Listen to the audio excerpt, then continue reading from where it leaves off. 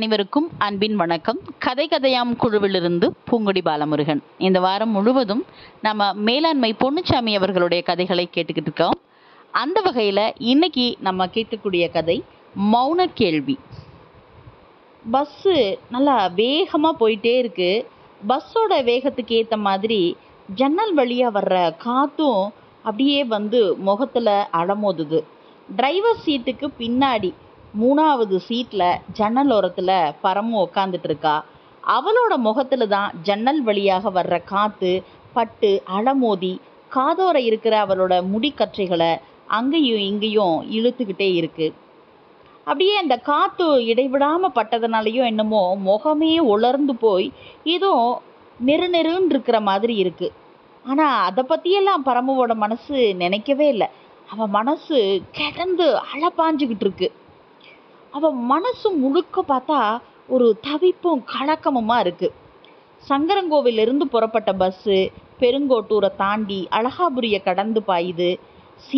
கருவேல மரங்க, நாட்டு கருவேல மரங்க, வேப்ப மரங்க எல்லாம் விருட்டுன்னு பின்னோக்கி போகுது. சுற்றி இருக்கிற செவல் காடுகளும் கண்ணங்கரையில்னு இருக்கிற கரிசல் காடுகளும் அப்படியே வட்ட சுற்று மாதிரி சுற்றி சுழன்று பின்னோக்கி போகுது. இதையெல்லாம் எதையுமே பார்த்து ரசிக்கிற மனநிலையில பரமு இல்லை. அவருடைய கால் கடியில் பார்த்தீங்க அப்படின்னா ஒரு பெரிய பை நிறையா துணிச்சு வச்சிருக்கா. அப்படியே கணத்தில் சாஞ்சிடக்கூடாது அப்படின்னு சொல்லிட்டு வலது காலை அதில் சாய்ச்சி வச்சிருந்தா. பை முழுவதும் பார்த்தீங்கன்னா மூச்சு திணற அளவுக்கு ஜாமான்கள் திணிக்கப்பட்டிருந்தது.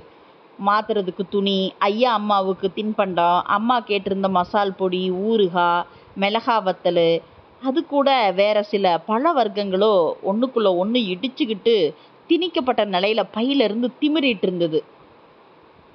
அவ மனசுல இருக்கிற கவலையே வேற. சாக கிடக்குற அந்த ஆளு போற வரைக்கும் உசுரோட இருப்பாரா? இந்த ரகசிய தவிப்பு தான் அவளுக்குள்ள கேட்டதிலிருந்து உள்ள இருந்துகிட்டே இருக்கு. இது அந்தரங்கமான கலக்கம், யார்கிட்டையுமே காட்டிக்க முடியாத ஒரு ரகசியமான அவஸ்தை. குலதெய்வம் போட்டோ, பத்தி குத்துற ஸ்டாண்டு, திருநீர் கிடக்கிற கிண்ணம், உலர்ந்த காஞ்ச சந்தன கிண்ணம், அதுக்கு பக்கத்துல தான் அந்த சிமெண்ட் கலர் ஃபோனும் துணி போட்டு மூடி வச்சிருந்தாங்க. இவன் அடுப்பு சோழியில பரமும் அல்லாடிக்கிட்டு இருக்கா. சோறாக்கி குழம்பு வச்சு முத்தம் பெருக்கி குப்பை அள்ளி போட்டுட்டு ஆடு குட்டிகளுக்கு கிளையொடிக்க போற கட்டாயம் இதெல்லாம் இருட்டுக்குள்ள முடிச்சாகணும் அப்படிங்கிற பரபரப்பு பரமுவுக்கு. அந்த நேரம் பார்த்து கினிங்கின்னு தொலைபேசி மணி அடிக்க, இது வேற சை அப்படின்னு சல்லையோட போய் எடுக்கிறா. எரிச்சலும் கடுப்புமா, ஹலோ யாரு அப்படின்னு கேட்டா, நான் தாம்மா அம்மா பேசுதேன். அம்மாவோட குரல் கேட்ட உடனே கொதிக்கிற பாலில் விழுந்த ஒரு குளிர்ந்த தண்ணீர் மாதிரி இவளோட கொதிச்சுக்கிட்டு இருந்த மனசு சட்டுன்னு குளிர்ந்து போயிருச்சு. அப்படியே அந்த எரிச்சல் எல்லாம் மறந்து போய் குரல் அப்படியே அன்பை குழைச்சிக்கிட்டு, என்னம்மா அப்படின்னு கேட்குறா. ஏம்மா காலுக்குள்ளையோ கைக்குள்ளையோ வீட்டு சோழிகளில் மாட்டிட்டு இருக்கியம்மா? வீடுன்னு இருந்தா பாடு இல்லாமலா? சமுத்திர வத்துனாலும் சம்சாரி வீட்டில் சோழிக வத்தாது. சொல்லுமா என்னம்மா அப்படிங்கிறா. அம்மாவும் ஐயாவும் மட்டும்தானே. வீட்டுப்பாடு முடிஞ்சு உஸ்ஸுன்னு உக்காந்தேன். உங்கள்கிட்ட ஃபோன் போட்டு 4 வார்த்தை பேசப்படலான்னு நினச்சேம்மா. ஏம்மா எப்போ ராத்திரி தானே போடுவே? இன்னைக்கு என்ன இந்நேரத்தில்? ராத்திரிக்கு ஒரு சோழி இருக்கு. என்னதுமா? அட மேலே திரு மாடசாமி வீட்டில் செத்தோடம் போய் உக்காரணும். ஏம்மா அங்கேதுக்கு போகணும்? அவனுக்கு உடம்பு சேட்டம் இல்லை, இழுத்துக்கோ பறிச்சுக்கோன்னு கிடக்கு. ஆளோட ஆளா ஊர் முறைக்கு போய் உக்காரணும் இல்லை? அதுதான் இப்போவே உங்ககிட்ட பேசிடலாம்னு போட்டேன். அந்த மச்சானுக்கு என்ன செஞ்சுது? வயசு கொஞ்சம் தானே இருக்கும். என்னமோ கிட்னியோ புட்னியோ என்னமோ சொல்லுதாக. நமக்கு என்ன கழுத புரியுது? அது போயிடுச்சாமா. இவளுக்குள்ள திக்குன்னு இருக்குது. அப்படியே நெஞ்சு மேலே ஏதோ வந்து ஒரு கட்டை மாதிரி ஒன்று அடைச்சிக்கிட்ட மாதிரி ஒரு உணர்வு. உயிரோட அடி வேறு வர அப்படியே உலுக்கி எடுக்கிற ஒரு அதிர்வலை. அவளால் வேற எதையுமே யோசிக்க முடியல. அம்மாவை பொறுத்த வரைக்கும் இது சம்பவம். தன்னோட சொந்தக்காரன் வீட்டில் இருக்கிற ஒரு சோக நிகழ்வு. மகக்கிட்ட செய்தியாக சொன்ன வேகத்தில் அப்படியே வேற விஷயத்துக்கு தாவிட்டா. யாருக்கு என்ன எழுதியிருக்கோ அதை மாற்றி எழுத யாரால முடியும்? அதானே நடக்கும் அப்படின்னு சொல்லிட்டு அது இதுன்ட்டு வேற எதையோ அம்மா பேசிக்கிட்டே இருக்கா. பரமும் ஒரு உயிரற்ற உணர்ச்சியற்ற ம் ம் ம் கொட்டிக்கிட்டே இருக்கா. அதில் கொஞ்சம் கூட உணர்ச்சியே இல்லை. அவளோட மனசு நினப்பு எல்லாம் எங்கேயோ அலைஞ்சிக்கிட்டே இருக்கு. அம்மா சொன்ன எதுவுமே அவன் மனசில் ஏறலை. அம்மா பேசிட்டு சரி நான் ஃபோனை வச்சிடுறேன் அப்படின்னு சொல்கிறதுக்கு முன்னாடி இவ உயிர் போட சொன்ன ஒரே வாக்கியம், நாளைக்கு நான் ஊருக்கு வாரேம்மா. இது மட்டும்தான் இந்த செய்தி கேட்டதுலேருந்து அவள் உணர்வோடு பேசின ஒரு வார்த்தை. அப்படியே அவளோட முகம் பார்த்தா வெயில் அறுத்து போட்ட கீரைத்தண்டு மாதிரி வாடி போச்சு. அப்படியே அந்த வாடி போன மனசோடையே அடுப்பு சொலிகளை முடிச்சா. முத்தத்தை கூட்டி தாழ்வாரத்தில் சாணி சகதியெல்லாம் அள்ளி குப்பைகளை கூடையில் சுமந்தா. கடைக்கு போய் பலசரக்கெல்லாம் வாங்கி வந்தா. இது எல்லாமே பார்த்தா உடம்போட பழக்கப்பட்ட செயல்கள் தான். ஆனால் மனசு அவளுக்கு சொல்ல முடியாத ஒரு அழகளிப்பில் என்னமோ ஒரு யோசனையில் இருந்துக்கிட்டே இருக்கு. புஞ்சைக்கு போய் அகத்திக்கிளை ஒடிச்சு, ஆமணக்கு கிளை ஒடிச்சு, சீமப்புல் அறுத்து, சவுண்டல் கொலையை ஒடிச்சு கட்டாக கட்டி தலையில் வச்சு கடா போட்டி நிறைய அறுத்து சேர்த்த புல்ல இடுப்பில் இடுக்கிட்டு வீடு வந்தா. ஆடு குட்டி மாடு கண்ணுகளுக்கெல்லாம் பச்சையை காட்டினதும் அதுகளுக்கெல்லாம் ஒரே குதூகலம். அப்படியே அதுகளோட கண்ணில் ஈர மின்னல்கள், ஆடுகளோட வாலில் சின்ன குறுந்துள்ளல். எப்பயுமே இப்படி போட்டுட்டு அது கூட பேசி பழகி தட்டி கொடுத்து அது உடம்புல இருக்கிற உண்ணியெல்லாம் பொறுக்குவா. இன்னைக்கு அவள் எதுவுமே பண்ணலை. அந்த வழக்கமான பறவை எதிர்பார்த்து ஆடு மாடு கண்ணுகள்லாம் ஏமாந்து போய் நிற்குது. பள்ளிக்கூடத்துலேருந்து மூத்த பையலும் இலைய பொட்டச்சி பைக்கட்டோட வராக. அம்மா வாங்கி வச்சுக்கிற தின்பண்டங்களை ஓடி வந்து ஆசையாக தின்னுக்கிட்டு 2 பேருக்குள்ளே கேலியா கிண்டலா சண்டை வாக்குவாதம். கடைசியில் அது கை சண்டையாகவும் மாறிடுச்சு. வழக்கமாக இருந்தால் இலட்சத்தை பேசாமல் சாப்பிட்றீங்களா இல்லையா, அம்மா வந்து சவிட்டி போடுவேன் அப்படி எதுவுமே சொல்லலை. அம்மா அப்படி சொல்லுவான்னு எதிர்பார்த்துருந்துக்கிட்டு அதுங்க ஏமாந்து போய் எப்படி கோடமலை தூவானமாக வந்து அப்படியே நின்று போதோ அது மாதிரி அவங்க சண்டையும் நிறுத்திக்கிட்டாங்க. அம்மா அம்மாவாவே இல்லை, முகம் கொராவி போய் இருந்தா. வாட்டம் முகத்தில் ஒரு கரிய நிழல் மாதிரியே படிஞ்சுது. என்னம்மா அப்படின்னு கவலையோட விசாரித்த கணவன்கிட்ட மகள்கிட்ட ஒன்றும் இல்லை அப்படிங்கிற வார்த்தையை தான் சொன்னான். ராத்திரி ஆயிடுச்சு. புருஷ ராமசுப்பு வந்தா. முகம் வாடி போயிருந்தவளை பரிவும் கவலையுமா என்ன அப்படின்னு நோண்டி நுருவி விசாரிச்சா. அதுக்கு பின்னாடி தான் சொல்கிறா, இல்லை அப்பாவை போய் நாளைக்கு பார்த்துட்டு வரலாம், ஐயா அம்மாவை பார்க்கணும் போல இருக்கு. என்ன திடுதிப்புன்னு என்னமோ தெரியல, மனசு கிடந்து அடிச்சுக்கிடுது, உசுறு போகிற மாதிரி ரெக்காடிக்கிற பறவை மாதிரி துடிக்குது. இதை கேட்டோடனே ராமசுப்புக்கு எரிச்சலுக்கு அடுப்புமா முகமே மாறி போச்சு. வெறுப்பாயிருச்சு. முகத்தை சுழிச்சுக்கிட்டு காடு கரையில் பாடு சோழிக குமிஞ்சு போய் கிடக்கு.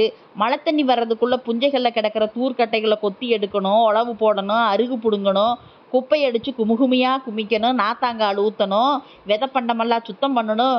இதையெல்லாம் விட்டு போட்டு நீ என்னடானா ஊர்வழி போகணுங்கிற அப்படின்னு கோபச்சூட்டோட புருஷன் சீர்றான். ஆனால் கொஞ்சம் கூட பயமோ தயக்கமோ இல்லாமல் வெறுமையாக புருஷனை பார்த்துக்கிட்டே, ஒரு நாள் தானே விடிய காத்தாலும் வண்டிக்கு போயிட்டு ராத்திரி கடைசி வண்டிக்கு வந்துடுவேன்ல, அப்போ பிள்ளைகளுக்கு சோறு தண்ணி புளியோதரைய தயிர் சோறு ராத்திரியே தயார் பண்ணி வச்சிருதேன். இதை சொல்லி முடிக்கிறதுக்கு முன்னாடியே அவளுக்கு அழுக வருது. அழுகைக்கு முன்னாடி விசும்பலும் கண்ணீரும் அப்படியே கண்ணீர் மாலை மாலையாக கொட்டுது. முந்தி சீலையில் துடைச்சிக்கிறா. ராமசுப்புக்கு அவளை பார்க்கறக்கே புதிராக இருக்குது, பரிதாபமாகவும் இருக்குது. சரி சரி உன் மனசுப்படி நீ போயிட்டு வா. இப்போ பஸ்ஸு அழகாபுரியை கடந்து கரிசல்களை நோக்கி வேகமாக பஸ்ஸு விரைஞ்சு போகுது. மிளகாய் தோட்டம், பருத்தி புஞ்சை, கம்பம்பயிர் தோட்டம்லாம் அப்படியே பின்னோக்கி ஓடுது. இவளோட நினைவும் அப்படியே பின்னோக்கி போகுது. மேலத்தெரு மேயர் அப்படின்னு தான் மாடசாமியை எல்லாருமே சொல்லுவாங்க. வழக்கமாக கிராமத்தில் இருக்கிற மனுஷங்க மாதிரி கைலி பனியன் மேல் துண்டோன்னு அவனை யாருமே பார்த்துருக்க முடியாது. எப்போ பார்த்தாலும் தும்பப்பூ மாதிரி வெள்ளை வெளையேர்னு ஒரு வேட்டி, சுருட்டி மடித்து ஏற்றின சட்டை கையோட, தேய்ச்சி மடங்காத வெள்ளை சட்டை, கழுத்தடி காலரில் வேர்வை படியாமல் இருக்க முக்கோண மடிப்பில் வச்சுருக்கிற கைக்குட்டை, இதெல்லாம் தான் அவனை நினச்ச உடனே அடையாளமாக வருது. அவன் மேலே இவளுக்கு சின்ன வயசில் ஒரு மையல், கிறுக்குன்னே சொல்லலாம். அவன் பின்னாலேயே பார்வையை மேய விடுவா. புத்தம் புது சைக்கிள் கரும்பச்சையா மின்னும். முழு கவர் போட்டிருக்கிறதுனால செயின் வெளியே தெரியாது. கம்பிகளில் கலர் பாசிமணி எல்லாம் கோத்திருப்பா. அப்படியே முக்கோண பார்களுக்கு கலர் துணியால் உர போட்டிருப்பா. கையில் எந்நேரமும் வாட்ச் இருக்கும். காலில் தோல் செருப்பு. நடந்தா சரக்கு சரக்குன்னு சத்தம் எலும்பு. ஆள் நல்லா கருப்பாக இருந்தாலும் நல்லா களையான ஆள். பக்கத்தில் போனால் சோப்பு வாசம் சொக்க வைக்கும். பவுடர் மனமும் கிறங்கடிக்கும். பாவாடை கட்டின பருவத்திலிருந்து மச்சா மச்சா அப்படின்னு கேலியும் கிண்டலுமா விளையாடுவா. அவனும் வஞ்சகம் இல்லாமல் அன்பாக இருப்பா, பிரியமாக விளையாடுவா. தூரத்து உறவு மாமா மக அப்படிங்கிற உரிமையிலையும் பாசத்துலேயும் சடையை பிடிச்சி இழுப்பான். தெரிச்சு ஓடுறவளை எட்டி பிடிச்சிக்கிட்டு அடி வாடி என் பொண்டாட்டி அப்படின்னு கத்துவான். கடையில் வாங்கி சாப்பிட காசும் தருவான். இவளை விட ஒரு 10-15 வயசு கூடுதலாக இருக்கும் அவனுக்கு. இவங்க விளையாட்டில் கல்மிஷம் இருக்காது, கபடம் இருக்கிறத யாரும் சந்தேகிக்கவும் மாட்டாது. இந்த விளையாட்டு வேடிக்கை நையாண்டி நடந்துக்கிட்டே இருந்துச்சு. இவ சடங்காகி சேலை பெண்ணாக சின்னஞ்சிட்டு சிட்டா துள்ளிக்கிட்டு இருந்த சமயத்திலையுமே நீடிச்சுது. அப்பதான் இவளுக்குள்ள லேசா கபடம் கனவு கூடு கட்ட தொடங்குச்சு. ஒரு மையல், இவன் மேலே ஒரு மன மயக்கம். இந்த பகலில் விளையாடுற விளையாட்டுக்களை ராத்திரியிலும் நினச்சிக்கிட்டு போதை கொள்வது இவளுக்கு ஒரு தனி சுகமாக இருந்தது. அவனோட சிரிப்பு, கண் சிமிட்டல், அந்த அரும்பு மீசை, கர்லிங் தலைமுடி, சட்டை, கர்ச்சீப்பு, இது எல்லாமே இவளை ரொம்ப அவன் மேலே லகிக்க வச்சுது. அவனோட ஸ்டைலு, சைக்கிள் ஓட்டிகிட்டு போகிறது, அந்த சோப்பு பவுடரோட நறுமணம், இது எல்லாமே போதை மாதிரி இவளை கிறங்கடிக்குது. அவக்குள்ள கொஞ்சம் மயக்கம், இவன் மேலே ஒரு பேரன்பு பாசம் எல்லாமே வந்தது. ஆனால் அவனும் இவகிட்ட கள்ளங்கப்படம் இல்லாமத்தான் விளையாட்டும் கேலி கிண்டலுமா எப்பையும் பாசம் அன்போட தான் இருந்தா. கண்ணியத்தோட தான் இவன் விளையாட்டு இருக்கும். அந்த எல்லைக்கோட்டை தாண்டாத அந்த நாணயம், இவ சின்ன பொண்ணு தானே அப்படிங்கிற ஒரு தனிப்பிரியம் அவனுக்கு எப்பயுமே இருக்கு. இவளுக்கு கொஞ்சம் ஏமாத்தமாக தான் இருக்கும். அவன் தங்கிட்ட அத்துமீற மாட்டானா அப்படின்னு விரும்புகிற வெடலை பெண் மனசு தானே இவளோடது. ஆனால் அவன் இவகிட்ட அத்துமீறாட்டியும் அவன் மேலே இவளுக்கு என்னமோ சொல்ல முடியாத ஒரு பாசம், அது கொஞ்சம் கொஞ்சமாக மரியாதையாக மாறுச்சு. அந்த விடலை பருவமெல்லாம் முடிஞ்சு கன்னி பருவம், வயசு இவளுக்கு 20 ஆயிடுச்சு. இப்போது விளையாட்டு இல்லை, அந்த ஓட்டப்பாட்டம் இல்லை, சடையை எட்டி பிடிக்கிற குறும்பு இல்லை. ஆனால் தெருவில் எப்போ பார்த்தாலும் சரி, எதுக்கால பார்த்தா வாமா பொண்டாட்டி தண்ணி எடுக்க போறியா அப்படின்னு விசாரிப்பான். இவ அடங்கி ஒடுங்கி ஒரு வெக்க சிரிப்போட போங்க மச்சான் அப்படின்னு கிசுச்சு சத்தம் கூட வெளியே கேட்காம கிசுன்னு பேசிட்டு விலகி நடந்துருவா. அந்த ஒரு குதிச்சு அருவி மாதிரி வந்தவ இப்போ அமைதியான நதி மாதிரி ஆயிட்டா. இப்போ 2 பேத்துக்குள்ள ஒரு முதிர்ச்சியான நட்பு. இப்போ இவளுக்கு அவன் மேலே மையல் இல்லை, மயக்கம் இல்லை, அவனோட ஸ்டைலெல்லாம் பார்த்தா கிறக்கம் இல்லை. ஆனால் அவன் மேலே ஒரு பெரிய மதிப்பும் மரியாதையும் இருந்துச்சு. இவளோட அந்த சின்ன வயசு நெகிழ்ச்சியை பயன்படுத்திக்காத அந்த பாசம்தான் இவன் மேலே அவ்வளவு அன்பும் மரியாதையும் இவளுக்கு வந்துச்சு. அந்த சமயம்தான் ராமசுப்பு இவளை பெண் பார்க்க வந்தது. பேச்சுவார்த்தை முடிஞ்சு கல்யாணமும் முடிஞ்சிருச்சு. கல்யாண வேலைக ரெக்க கட்டி பறக்குது. காலில் சக்கரம் கட்டிக்கிட்டு ஐயா அம்மா எல்லாரும் ஓடி திரிஞ்சாங்க. கல்யாணம் குறித்த கனவுகளும் முன்ன பின்னையா தெரியாத ஊருக்கும் உறவுக்கும் போயாகணுமே அப்படின்னு இவ மனசு ஃபுல்லாக பயந்து கிடந்த நாட்களும் அதெல்லாம் இப்போது இவளுக்கு தன்னை போல் ஞாபகத்தில் வருது. இப்போது பஸ்ஸு கரிசல்குளம் பஸ் ஸ்டாப்பில் நிற்குது. 2 பேர் இறங்க 4 பேர் ஏறுறாங்க. அப்படியே கோடை வெயிலோட வெப்பம் பஸ்ஸுக்குள்ளேயும் அடிக்குது. பஸ் அப்படியே உமையத்தலைவன்பட்டி நோக்கி அப்படியே வளைஞ்சு திரும்பி தார் சாலையில் விரைஞ்சு போகுது. அந்த பாசக்கார மாடசாமி மச்சாந்தா இப்போது கிட்னி ஃபெயிலியர் ஆகி சாக கிடக்கிறாரு. என்ன இருந்தாலும் பாசக்கார மச்சான். சாக கிடக்கிற அந்த ஆள் உசுரோட இருப்பாரா? போகிறதுக்குள்ளே போய் சேர்ந்துருவாரா? சாக கிடக்கிற நேரத்தில் கூட சட்டையை சுருட்டி மடிக்கி சட்டையை போட்டிருப்பாரா? கர்ச்சீப்பை கழுத்தடியில் சொருகி இருப்பாரா? பவுடர் பூசி இருப்பாரா? சோப்பு வாசம் இருக்குமா? எப்படியோ சுகபோகியாக வாழ்ந்த ஒரு மனுஷன் மரணவாசல் ரோகியா அப்படின்னு நினச்ச உடனே இவ கண்ணில் அப்படியே கண்ணீர் ஊத்தெடுத்து அப்படியே ஒழுகுது. அதை தொடச்சிக்கணும்னு கூட தோணலை. ஐயோ, கண்ணீரோடு இருக்கிறத பஸ்ஸில் யாராச்சும் பார்த்துட்டா வேற ஏதோ தப்பாக நினச்சிப்பாங்களோ அப்படின்னு அந்த முந்தி சேலையை எடுத்து கண்ணீரை தொடச்சிக்கிறா. மாடசாமியை பற்றின நினைவுகள் தான் இவளை அப்படியே நெகிழ்ச்சி அடைஞ்சிக்கிட்டே இருக்கு. அவனுக்கு நமக்கு என்ன உறவு? இது காதலா இல்லை காமமா? அதெல்லாம் எதுவுமே இல்லை. பிரியம், மனசுக்குள்ள பொங்கி அப்படியே பெருகி பரவுற ஒரு பிரியம். ஆகாய வெளி போல ஒரு தூய்மை நிறைந்த பிரியம். இந்த மண்ணு மேலே விழாத ஒரு மழைத்துளி மாதிரியான பிரியம். அதுதான். இதில் காதலும் இல்லை, காமமும் இல்லை. இவளோட விடலை பருவத்து கனவுக இதை எதையுமே பயன்படுத்திக்காத அவனோட கண்ணியம், அந்த அன்பு, இதுதான் அவன் மேலே இவளுக்கு ஒரு மிகப்பெரிய ஒரு மதிப்பையும் மயக்கத்தையும் கொண்டு வந்துச்சு. அப்பேற்பட்டவரா சாக கிடக்கிறாரு? அவரை பார்த்து விட எனக்கு கொடுத்து வச்சிருக்குமா? உயிரோட பார்க்குற கொடுப்புன இருக்குமா? இதையே தான் திருப்பி திருப்பி அவன் நினச்சிக்கிட்டே வர்றா. பஸ்ஸு திருவேங்கடம் நோக்கி போகுது. அங்கே வந்து நின்னதும் பஸ் ஸ்டாண்டுக்குள்ளே வட்டம் அடிக்குது. இவ ஊருக்கு போகிற மினி பஸ்ஸு அப்படியே நகர்ந்துட்டு இருந்தது. இவ எல்லாம் பஸ்ஸை நிறுத்துங்க அப்படின்னு ஒரு கூப்பாடு போட்டுக்கிட்டு வேகமாக பையை எடுத்துகிட்டு இறங்கி ஓடி போய் மினி பஸ்ஸில் ஏறிக்கிட்டா. வீட்டுக்கு போனதும் அம்மா இவளை பார்த்த சந்தோஷம் கையை காலை கழுவிட்டு வர சொன்னா. அட வந்திருக்கே, காலைல சாப்பிட்டு இருக்க மாட்டேன், வா சாப்பிட்லாம் அப்படின்னு சொல்கிறா. மக வந்தோடனே சந்தோஷத்தோட, அப்பா என்னம்மா மினி பஸ்ஸில் வந்தியா அப்படின்னு கேட்குறா. ஆமாய்யா, மாப்பிள்ளை பேர பேத்தியெல்லாம் நல்லா இருக்காங்களா? எல்லாரும் நல்லா இருக்காகப்பா. அப்படியே வாய் வார்த்தை விசாரிப்பு இதெல்லாம் நீண்டுக்கிட்டே போகுது. இவ மனசுக்குள்ள ஒரு கேள்வியை வச்சுக்கிட்டே உக்காந்துருக்கா. எப்போ அந்த கேள்வியை கேட்கலாம் அப்படின்னு இவன் மனசு துடிச்சுக்கிட்டே இருக்கு. ஆனால் அவங்க எங்கே இவளை பார்த்து திடீப்புன்னு என்ன வந்தேன்னு கேட்டுருவாங்களோன்னு பயமாகவும் இருக்குது. மாடசாமி மச்சானை பார்க்க வந்த அப்படின்னு வெளிப்படையாக உண்மையை சொல்ல முடியாதுல்ல. அவர் ஒன்றும் நெருக்கமான உறவு இல்லை, நெருங்கின சொந்தமும் இல்லை. ஒரே சாதி அப்படிங்கிறதுனால தூரத்து சொந்தம்தான். மாடசாமி மச்சானை பார்க்குறதுக்காக இவ வாங்கி வந்த பல வர்க்கம் பைக்குள்ள அடியில் ஒளிஞ்சிருக்கு. இவ மனசுக்குள்ளே ஒளிஞ்சிருக்கிற உண்மையை மாதிரியே காடுகரை பாடு சொல்லி இதெல்லாம் விசாரித்து முடிச்சுட்டு காலை சாப்பாடு முடிச்சுக்கிட்டு வேற என்னென்னமோ விஷயமெல்லாம் பேசிக்கிட்டு அப்படியே ரொம்ப ஒட்டில்லாத பாவனையில் கேட்குற மாதிரி, ஏம்மா மாடசாமி மச்சானுக்கு இப்போ எப்படி இருக்கு? அவனோட அன்பை ருசிச்சவ, அவனோட பாசப்பண்பை உணர்ந்தவ, அவ சறுக்க தயாராக இருந்த நேரத்தில் கூட அதை பயன்படுத்தாமல் ஒதுங்கின கண்ணியமா அப்படியே மனசில் ஒரு சிம்மாசனம் போட்டு அவனை உட்கார வச்சிருக்கா.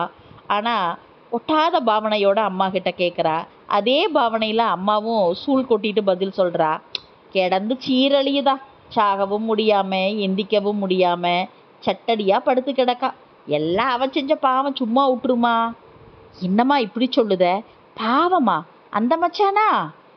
அப்புறம் அவனோட மைனர்த்தனத்தில் வவுத்துல உண்டாகி வழி இல்லாமல் அரளிக்கொட்டையை அரைச்சி குடிச்சு உசுரமாச்சிட்டதுக ஒரு 7-8 இருக்கும். வயசு முத்தின குடும்ப பொண்ணுகளை ஏமாற்றி மயக்கி வசப்படுத்தி வாழா வெட்டிகளானதே ஒரு 4-5 இருக்கும்.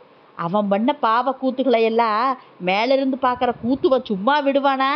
அதான் சட்டடியாக போட்டெடுக்கான் அப்படின்னு அம்மாவோட அமைதியான குரல்ல ஒரு ரௌத்ரம் ஒளிஞ்சிருக்கு. இவளோட மனச்சித்திரம் அப்படியே சரிஞ்சு உடஞ்சி பொடியாகிற மாதிரி உணர்வு. மாடசாமி மச்சா இம்புட்டு மோசமானவனா? பொண்ணுகளை நாசக்காடு பண்ண பொறுக்கி பயலா? அவனவா நான் இவ்வளவு சிம்மாசனத்தில் உட்கார வச்சிருக்கேன். அப்படியே என்னமோ சரிஞ்சு உடஞ்சி தூள் தூளா போன ஒரு உணர்வு. அந்த சிம்மாசனம் உடஞ்சி முறிஞ்சு நொறுங்கி அப்படியே சிதறலாகி கிடக்கு.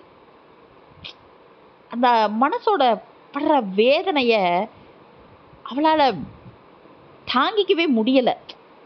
அப்படியே ஏதோ ஒரு உணர்வோட பையில் இருக்க மசால் பொடி, ஊறுகாய், ஐயா அம்மாவுக்கு வாங்கின தின்பண்டம் எல்லாத்தையும் எடுத்து வச்சவ பைக்கடியில் மாடசாமி மச்சானுக்காக வச்சுருந்த அந்த பழ வர்க்கத்தை எடுத்து அம்மா முன்னாடி வைக்கிறா. இது யாருக்குமா? அம்மா, ஐயா உங்க 2 பேருக்கு தான் வாங்கிட்டு வந்தேன். ஏன் நாமெல்லாம் பழமெல்லாம் சாப்பிடக்கூடாதா என்ன அப்படின்னு சொல்கிறா. வந்ததுலேருந்தே இவகிட்ட கேட்கக்கூடாத கேள்வி, உள்ள மன குழப்பத்தோடையே அம்மா இவ்வளோ ஒரு புதிர் மாதிரி பார்த்துட்ருக்கா. வீட்டில் அத்தனை சோழி கிடக்க திடுதிப்புன்னு வந்து நிற்கிறாளே, ஏன் வந்தாங்கிற கேள்வியே அம்மாவுக்கு அதே ஒரு புதிர் மாதிரி கிடந்தது. இப்போ எப்பவும் வாங்காத ஆப்பிள் ஆரஞ்சுன்னு பல வர்க்கத்தோடு இருக்கிறது உங்களுக்கு தான் வாங்கிட்டு வந்தேன்னு சொன்னது இப்பையும் அம்மாவுக்கு அவ புதிராகவே இருக்கிறா. அவ உண்மைகளை எல்லாம் மனசுக்குள்ளே போட்டு புதைச்சி வச்சுக்கிட்டு எல்லாருக்கும் புதிராத்தான் தோணுனா. இதோட கதை முடிந்தது. அடுத்து வேறு ஒரு கதையோடு உங்களை சந்திக்க வருகிறேன். நன்றி, வணக்கம்.